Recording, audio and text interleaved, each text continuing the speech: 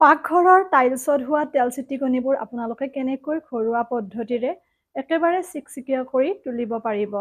আৰু লগতে গেছৰ যি বাৰ্ণাৰ বা সাফা আছে সেইটো বহুতৰে লেতেৰাৰ দৰে হৈ যায়, ক'লা হৈ যায়। আৰু যিমান পুৰণি লেতেৰা সাফা বা বাৰ্ণাৰ নহওক কিয় একেবাৰে চিকচিকীয়া হ'ব। আৰু কিছুমান বিন্ধাবোৰো বন্ধ হৈ যায়। বিন্ধাটো বাৰু বেজিৰে এনেকৈ দিলে ঠিক হৈ যায়, কিন্তু যিটো আপোনালোকৰ লেতেৰা মলি থাকে সেইটো এনে যদি আমি চাৰ্ফেৰে বা চাবোনেৰে ঘঁহি দিওঁ তেতিয়া কিন্তু পৰিষ্কাৰ নহয়। গতিকে আজি আপোনালোকক মই দুটা টিপছ দিম, যিটো আপোনালোকে গেছৰ বাৰ্ণাৰে হওক বা ষ্টিলৰ বডি অংশ আপোনালোকে এই পদ্ধতিৰে পৰিষ্কাৰ কৰিব পাৰিব। লগতে আপোনালোকে কেনেকৈ পাকঘৰৰ টাইলছৰ পৰা তেল ছিটিকনি নোহোৱা কৰিব পাৰিব বা পাকঘৰত থকা বিভিন্ন বটলৰ সাঁফৰবোৰত আঠা জাতীয় মলিৰ নিচিনা হয়, যিহেতুকে পাকঘৰত ৰন্ধা বঢ়া কৰি থকা হয় এনি টাইম, গতিকে সেইবাবে তেনেকৈ তেল ছিটিকনি বা সাঁফৰবোৰত আঠা জাতীয় নিচিনা হয়। এই পদ্ধতিটোৰে আপোনালোকে সকলো পৰিষ্কাৰ কৰিব পাৰিব, যিহেতুকে সকলোৰে ঘৰত চিমনি লগোৱাটো সম্ভৱ নহয়। গতিকে যিসকলৰ আছে তেওঁলোকৰতো খুবেই ভাল, আৰু যিসকলৰ নাই তেওঁলোকে এই পদ্ধতি অৱলম্বন কৰিব পাৰে। তাৰ বাবে প্ৰথমতে আপোনালোকক মই তেল ছিটিকনি আঁতৰ কেনেকৈ কৰিব পাৰে সেইখিনি কৈ দিওঁ। বিশেষকৈ গৃহিণীসকলৰ বাবে এই ভিডিঅ'টো বেছি উপযোগীমূলক বুলি মই ভাবোঁ। যিসকলে প্ৰয়োজনবোধ নকৰে স্কিপ কৰিব পাৰে।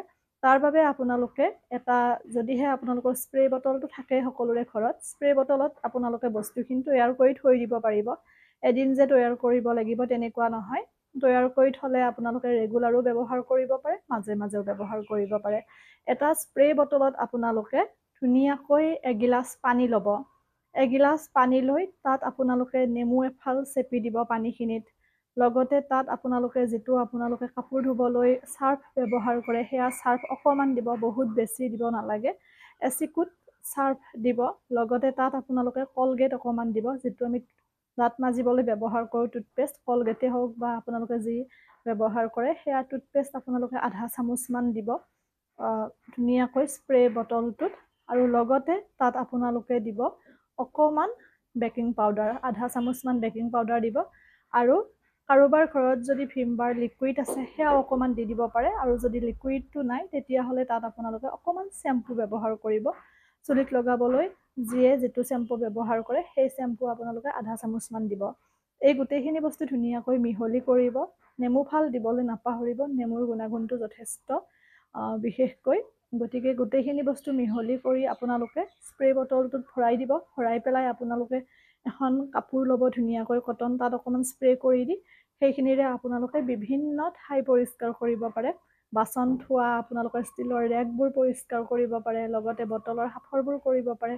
আৰু যি আপোনালোকৰ টাইলছৰ ক'লা ক'লা তেল ছিটিকনি আছে, লেতেৰা আছে, সেয়া কিন্তু কটনৰ কাপোৰেৰে নাযাব, যিহেতুকে টাইলছৰ ফাগবোৰত ক'লা ক'লা হৈ যায়। আপোনালোকে ধুনীয়াকৈ প্লাষ্টিকৰ বাচন মজা জাবৰো ল'ব পাৰে বা প্লাষ্টিকৰ বস্তা এখনো কাটি ল'ব পাৰে, লৈ পেলাই ধুনীয়াকৈ ঘঁহি দিব।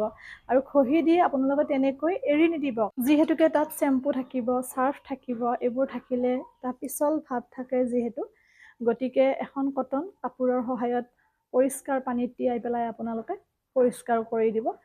এইখিনি মই কোৱা বস্তুখিনিৰে পৰিষ্কাৰ কৰি উঠি পেলাই।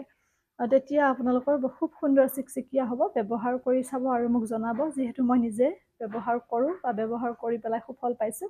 আৰু বহুতৰে এইটো এটা সমস্যা হয়, এনে যদি কাপোৰ এখন লৈ পেলাই যদি পানীৰে আমি ঘঁহি দিওঁ তেতিয়া কিন্তু তেল ছিটিকনিও নাযায়। আৰু যি আমাৰ বটলৰ সাঁফৰবোৰত মানে এটা যে আঠা জাতীয় হয় সেইটোও কিন্তু নাযায়।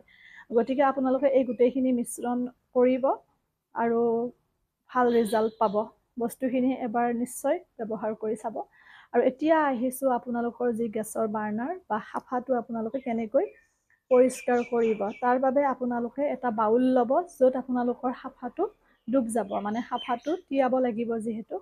বাউলটোত আপোনালোকে পানী ল'ব প্ৰয়োজন অনুপাতে। পানীখিনিত আপোনালোকে ইন' এপেকেট দিব, যিটো 10 টকীয়া ইন' আছে, সকলোৱে চিনি পায়। 10 টকাতে আপোনালোকৰ বহুখিনি ঠাই পৰিষ্কাৰ হৈ যাব। 10 টকীয়া ইন' এপেকেট দিব। লগতে তাত আপোনালোকে দিব চাৰ্ফ অকণমান, যিটো সকলোৱে কাপোৰ ধুবলৈ ব্যৱহাৰ কৰা চাৰ্ফ অকণমান, ইন' এপেকেট, আৰু নেমু অকণমান চেপি দিব। চেপি দি পেলাই আপোনালোকৰ যি গেছৰ বাৰ্ণাৰ বা আপোনালোকৰ যিখিনি পৰিষ্কাৰ কৰিবলগীয়া থাকে সেইখিনি আপোনালোকে তাত তিয়াই দিব। তিয়াই পেলাই আপোনালোকে ৰাতি যদি তিয়াই থৈ দিয়ে খুবেই ভাল, ৰাতিটো থাকিব, ৰাতিপুৱা ব্ৰাছ কৰি দিব। দাঁত মজা ব্ৰাছ, যদি বেয়া ব্ৰাছ আছে সেয়াৰেও পাৰিব, ফালেৰেও পাৰিব আপোনালোকে। এনেকৈ ধুনীয়াকৈ বাৰ্ণাৰকেইটা বা যিখিনি পৰিষ্কাৰ কৰিবলগীয়া অংশ আছে পৰিষ্কাৰ কৰিব। আৰু আপোনালোকে যদি ষ্টীলৰ বডি অংশ যদি ক'ৰবাত লেতেৰা হৈ গৈছে বা একেবাৰে ক'লা ক'লাৰ নিচিনা হৈছে মলি, তাতো আপোনালোকে যিখিনি আপোনালোকৰ পানী মই ক'লোৱে, নেমু লগতে আপোনালোকৰ ইন'ৱে পেকেট আৰু চাৰ্ফ মিহলি কৰা সেই পানীখিনিৰে আপোনালোকে ধুনীয়াকৈ, কিন্তু লেতেৰা পানীখিনিৰে নহয়, যিটো মই প্ৰথমতে ক'লোঁ তাৰ পৰা যদি অকণমান ৰাখি পেলাই আপোনালোকে ধুনীয়াকৈ বডি অংশটো ঘঁহি দিয়ে, খুব সুন্দৰ চিকচিকীয়া হ'ব। মাথো আপোনালোকে যিখিনি বস্তু মই ক'লোঁ এইখিনি পৰিষ্কাৰ কৰি উঠি পেলাই পুনৰ পৰিষ্কাৰ পানীৰে ধুনীয়াকৈ ঘঁহিব, কাৰণ নহ'লে আঠাজাতীয় ভাৱ থাকিব। যেনেকৈ আমি কাপোৰবোৰ চাৰ্ফত দি ধোৱাৰ পিছত পুনৰ পৰিষ্কাৰ পানীৰে ধুওঁ, ঠিক একেধৰণৰ কথা। কিবা এটা বস্তুৰে পৰিষ্কাৰ কৰাৰ পিছত পুনৰ আমি পৰিষ্কাৰ পানীৰে সেইখিনি চাফা কৰাটো খুব দৰকাৰ। আশা কৰোঁ ভিডিঅ'টিৰ মাধ্যমেৰে গৃহিণীসকল যথেষ্টখিনি উপকৃত হ'ব, যিসকলে এই সমস্যাটোৰ সন্মুখীন হয়। বিশেষকৈ গেছৰ বাৰ্ণাৰ বা সাফাটো ক'লা হৈ যায়, আৰু যদি আপোনালোকে এই পদ্ধতিটো অৱলম্বন কৰে আপোনালোকে বহুত বেছি ভাল ৰিজাল্ট পাব। মোক মাথো আপোনালোকে জনাবলৈ নাপাহৰিব। ইতিমধ্যে বহুত আগতে মই এইটো ভিডিঅ' দিছিলোঁ, তেতিয়া মোৰ ফলোৱাৰ্ছৰ সংখ্যা কম আছিলে আৰু বহুতে উপকৃতও হৈছিল। এতিয়া পুনৰ বহুতে মোক সুধি থাকে, সেইবাবে মই আকৌ ভিডিঅ'টি আগবঢ়ালোঁ। আজিলৈ এৰিছোঁ, পুনৰ নতুন ভিডিঅ'টিৰে লগ পাম। সকলো ভালে থাকক, সুস্থ থাকক, হাঁহি থাকিব আৰু লগতে ভিডিঅ'টি শ্বেয়াৰ কৰিব।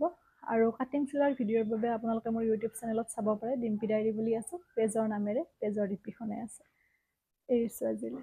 এটা কথা মই কোৱা হোৱা নাছিল, যে আপোনালোকে গেছৰ সাফাটো বা বাৰ্ণাৰটো যিখিনি পানীত তিয়াব সেইখিনি কুহুমীয়া গৰম পানী হ'লে ভাল। কুহুমীয়া গৰম পানী ল'ব, তাত তিয়াই থৈ দিব ৰাতিয়ে, ৰাতিপুৱা ব্ৰাছৰ সহায়ত পৰিষ্কাৰ কৰিব। আৰু যদি কুহুমীয়া গৰম পানী কিবা কাৰণত নিদিয়ে, ঠাণ্ডা পানী হ'লেও দিব, একো কথা নাই, কিন্তু ভাল ৰিজাল্টটো কুহুমীয়া গৰম পানী হ'লে ভালকৈ পাব।